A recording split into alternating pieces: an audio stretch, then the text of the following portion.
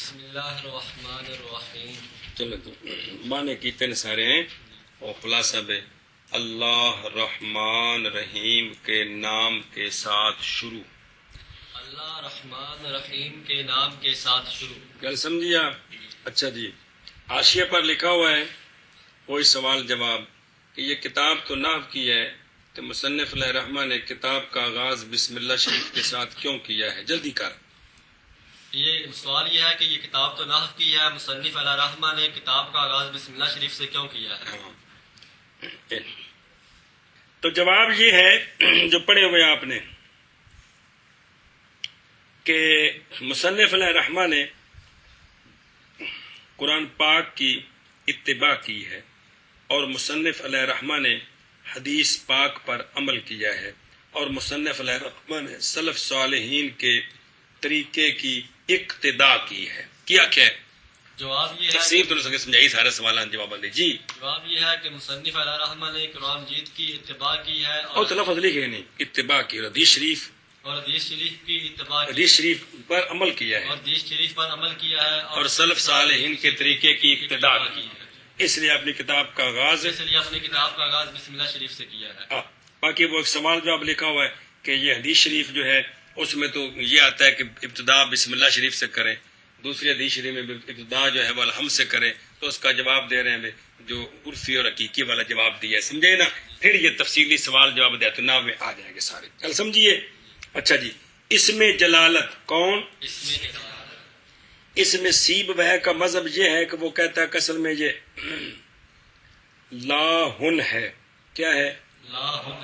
اس پر الف لام آ گیا تو اللہ ہو بن گیا، پھر لام کا لام ادغام کیا تو اللہ. کل سمجھیے؟ لیکن جو ہے نا او تھلے میرے کو حاشیہ لکھے ہے امام ابو حنیفہ رحمۃ اللہ علیہ، امام شافعی رحمۃ اللہ علیہ اور کچھ اور نہ بھی، وہ کہتے ہیں نہ اس میں جلالت کے بارے میں اس طرح صرف نہیں بیان کرنی چاہیے. سمجھائیے کہ صرف یہ کہو کہ اس میں جلالت اسی طرح ہے شروع سے اور یہ علم ہے ذات واجب الوجود کا.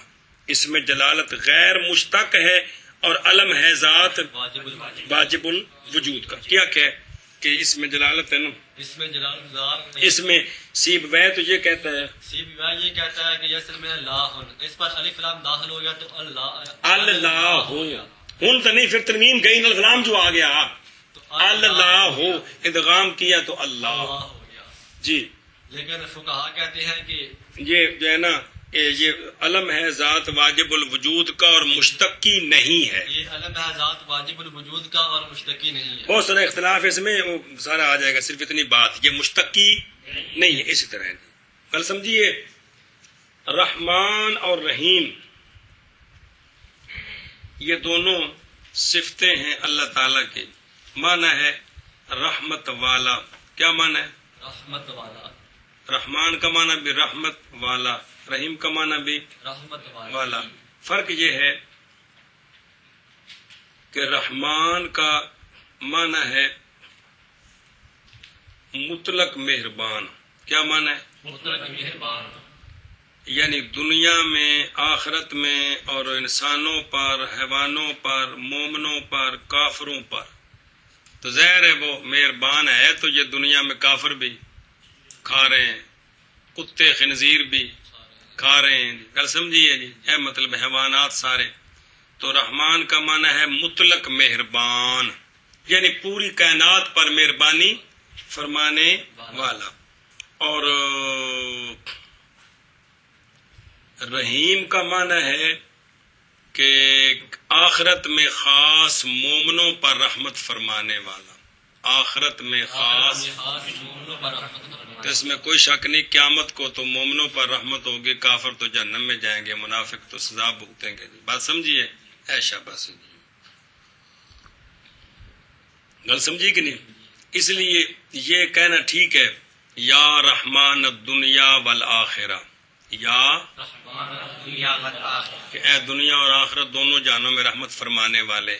لیکن رحیم کا معنی ہے یا رحیم الآخرہ، یا رحیم الدنیا نہیں جی، اس لیے کہ اس کا تعلق آخرت کے ساتھ. ایک معنی یہ ہے، مختلف معنی ایک معنی یہ ہے. بات سمجھی کہ نہیں؟ تو رحمان کا معنی مطلق مہربان، مومنوں پر، کافروں پر، انسانوں پر، حیوانوں پر، اور